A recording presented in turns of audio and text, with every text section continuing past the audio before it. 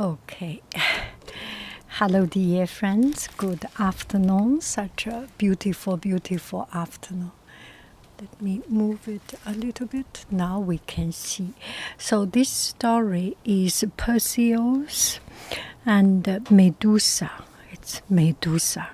It's quite a fascinating character, Medusa. Perseus and Medusa. Let's start. Perseus was the son of Zeus, the ruler of the gods. So Zeus was the ruler of the gods. When Perseus became a young man, he set out on a quest. He had a mission, so he went for a quest.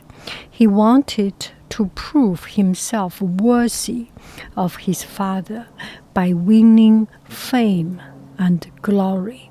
Yeah, I think all the children's, well, I will not put too much of my thoughts. Perseus came to the land of Seriphus.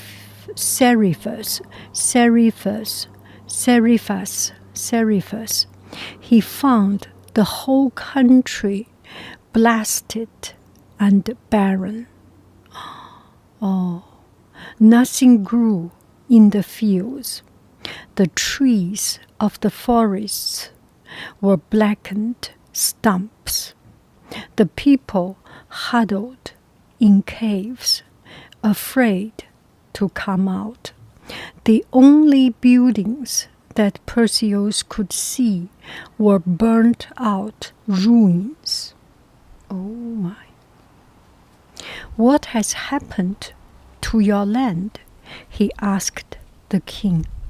My country is cursed by a monster, the king explained.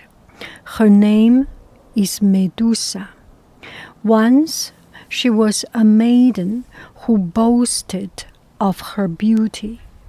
The gods overheard her bragging and sent her a terrible punishment. They turned her tresses. They turned her tresses into a nest of writhing snakes. Beautiful Medusa became a frightening ogre. Medusa became a frightening ogre. One glimpse of her is enough to turn a person to stone. Look around. You can see what she has done to my country. Have pity on us, Perseus. Rid us of this monster.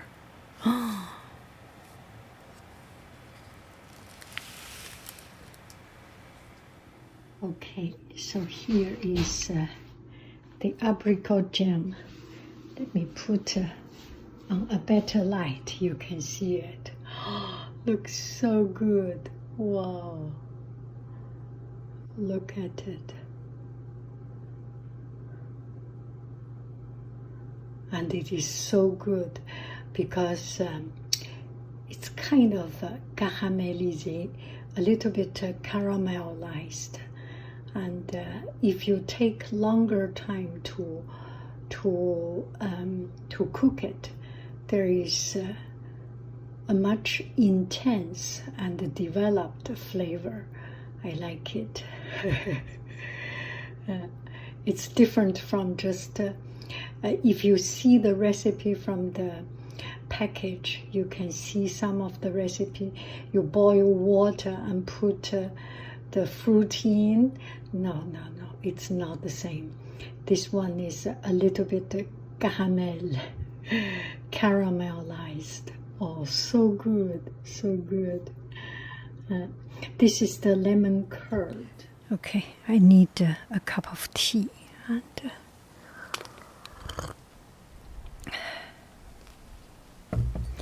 to keep on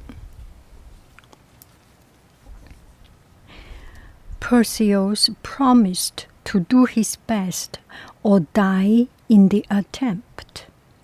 How was he to find Medusa? How was he to kill her when he could not even look at her? Perseus offered a sacrifice to the gods. He prayed that they would send him an answer. The gods heard his prayer. Athena and Hermes came down from Mount Olympus to help him. I will lend you my winged sandals, said Hermes. They will carry you through the air to Medusa's cave. And I will lend you my shield, Athena added. See how brightly it shines. Use it as a mirror when you fight Medusa. Do not look at her, or you will turn to stone. Watch her reflection in the shields. It will show you where to strike with your sword. Aha, that is smart. A good mirror. Perseus thanked Athena and Hermes for their kindness. He tied Hermes' sandals around his ankles. Winged sandals. He buckled Athena's shield over his left arm, buckled it up with a duct tape. Yeah, this is duct tape, black color. Yeah, he put a duct tape. You see, there was one story I just saw on the internet. There was one guy, and he took on plane, and he was not kind. He did something wrong, I think. He maybe touched the flight attendants anyway, and people criticized and tried to calm him down. And he said, "My parents has $2 million, and I am, you are nothing. I am the best." And then the other flight attendant, came up and knocked him down, conquered him. How do we say conquered him? And put him on his seat and taped him with duct tape so he could not move. It was quite a comedy. Anyway, Hermes was not the same situation. He didn't say anything wrong. He didn't say his parents has $2 million or $3 million.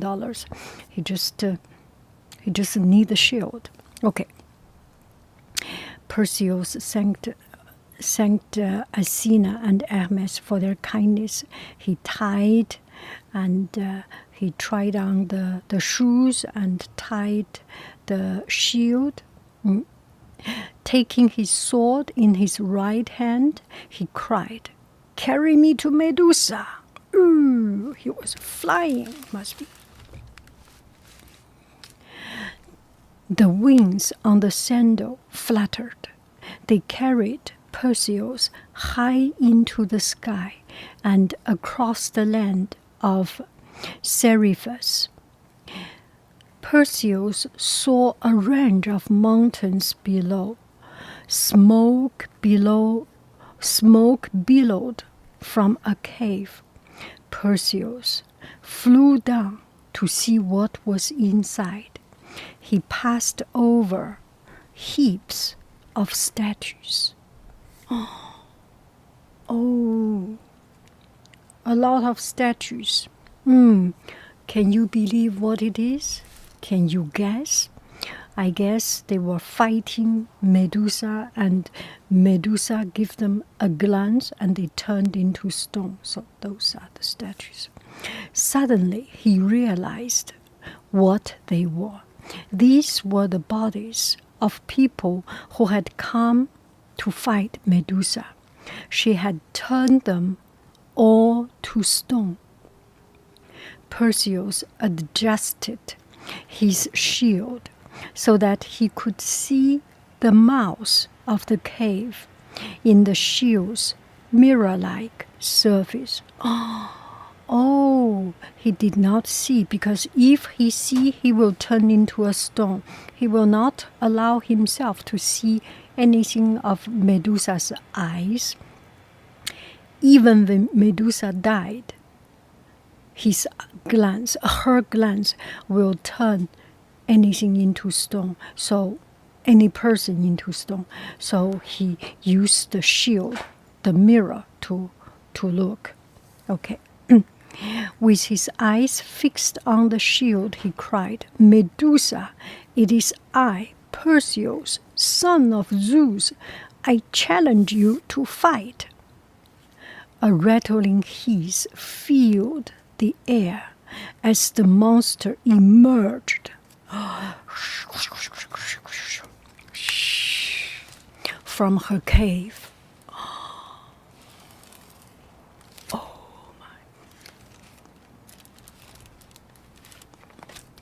Her hair was a wrist.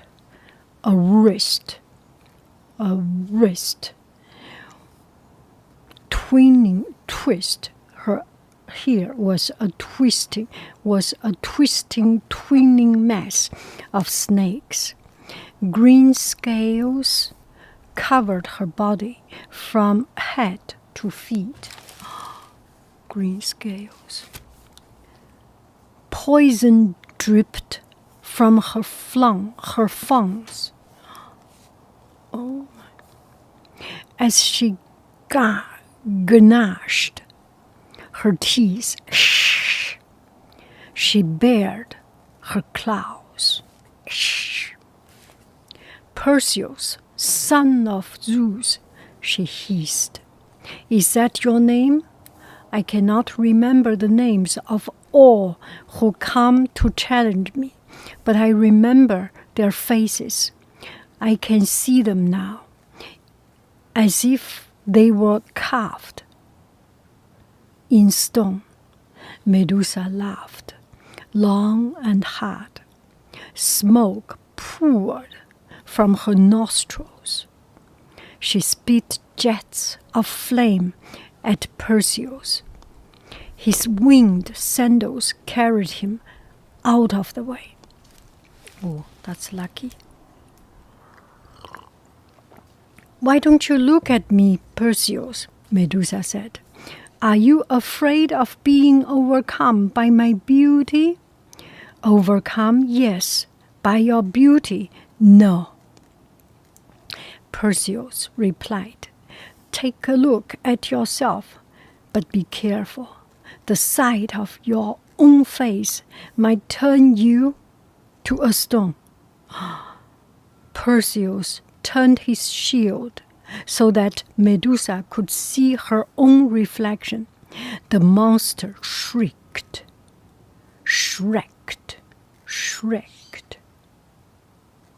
The writhing snake spit poison. "How dare you laugh at me?" Medusa shouted. "I was beautiful once. I will be beautiful again.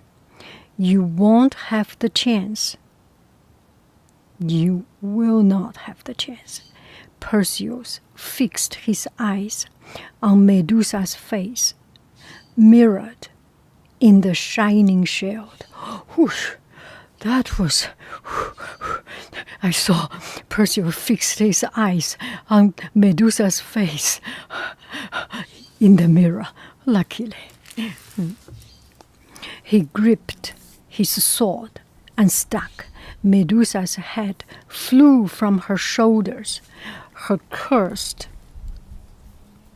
curses died on her lips. Her eyes, filled with hate, stayed open, glared at Perseus. One by one, the snakes of her hair lay still.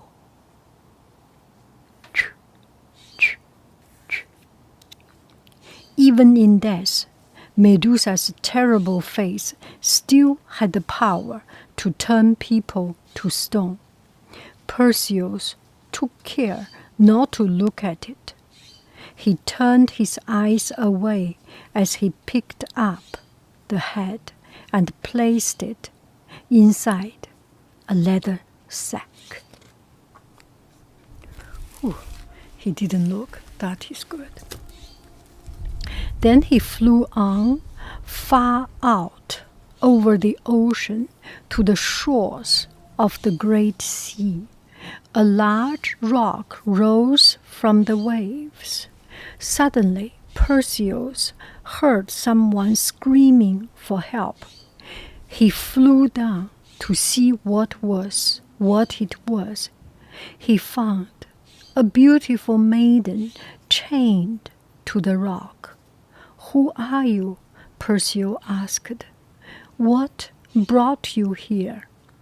"My name is Andromeda." "Andromeda. My name's Andromeda," the maiden told him. "My father's name is Cepheus." Cepheus. "He is the king of this country. My mother is Cassiopeia.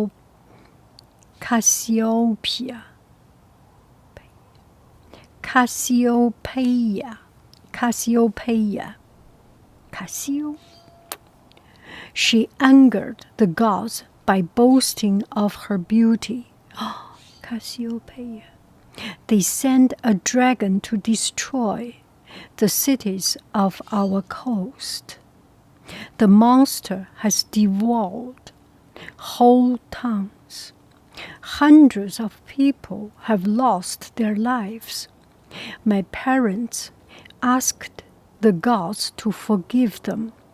They begged them to save us from the dragon." "What answer did the gods give?" Perseus asked. "They told my father to sacrifice his daughter to the dragon." Andromeda said, "My parents did not want to do it, but they had no choice. My people were suffering. They brought me to this rock. Now I wait for the dragon to come." "Do not fear," said Perseus, "I will save you." "When will the dragon arrive?" "He is here now," Andromeda screamed. Perseus turned in time to see a huge head rising from the sea. Barnacles grew on its scales. Seaweed dripped from its jaws.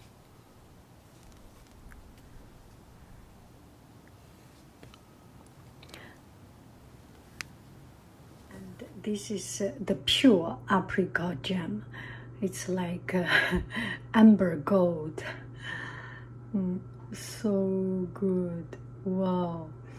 And apricot, lemon, and very pure, without much others. Apricot, lemon, sugar, sea salt, and that's it. A pectin. Ooh, look at it. Wow.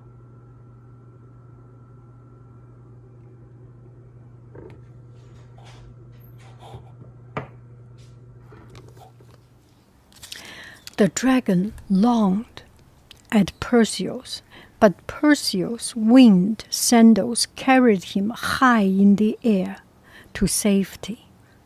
Perseus reached for Medusa's head in the leather bag.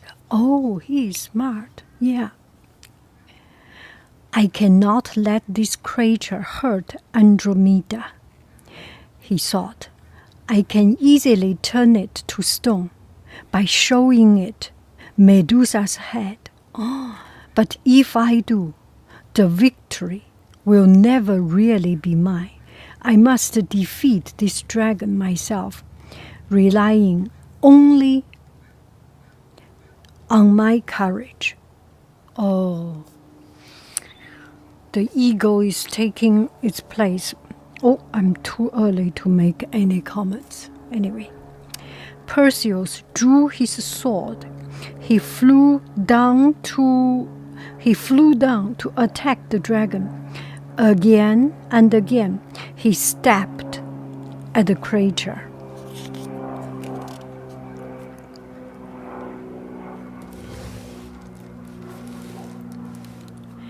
He felt like a bee trying to fight an elephant. The dragon breathed fire at Perseus. Perseus covered himself with Athena's shield just in time. The fight continued for hours. Andromeda begged Perseus to flee. Go away, don't fight, you will die. She told him that the dragon was too strong. No one could help her. But Perseus refused to run away. If I cannot save you, we will die together, he vowed. Romeo and Juliet. Where is Romeo and Juliet? Perseus felt himself growing tired. The dragon's scales were like bronze armor.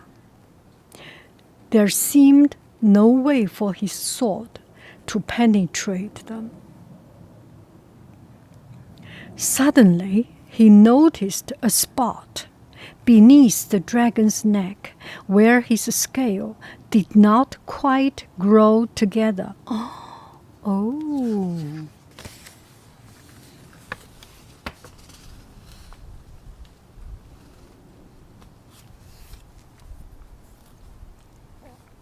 The opening was no wider than a fingertip. Would it be enough? Perseus flew beneath the dragon's jaw. The dragon's fiery breeze scorched his face, nearly blinded him. Yet Perseus did not turn away. He thrust at the bare spot with all his strength. The sword plunged deep into the dragon's throat. A fountain of blood poured from the wound. With a great moan, the dragon slipped beneath the waves, never to rise again.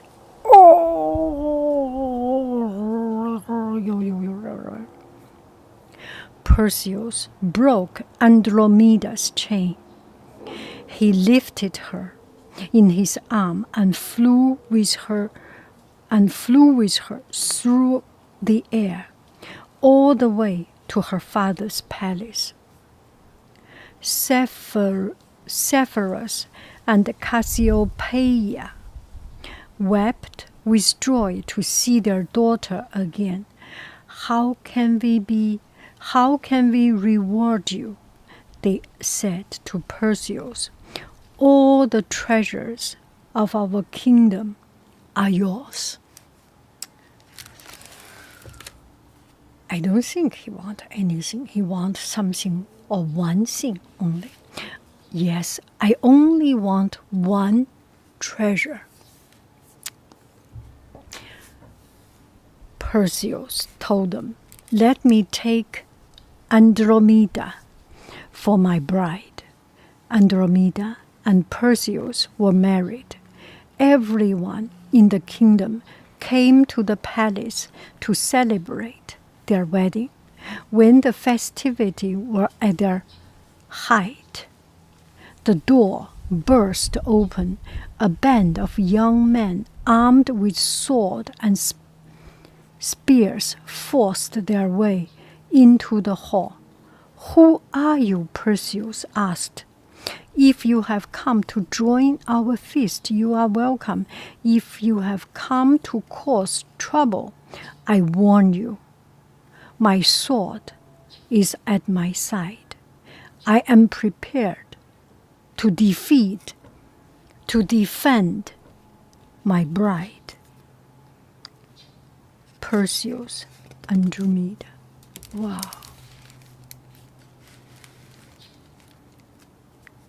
My name is Phineas, the leader said. Andromeda is not your bride. Her father promised her to me before she was taken to the rock. And did you try to rescue her when she was on that rock? Did you do that? I did, okay? Perseus asked. No, you forgot about her, didn't you? You can forget about her now. Andromeda is my bride. I will not give her up. Then I will take her. Phineas drew his sword and rushed at Perseus.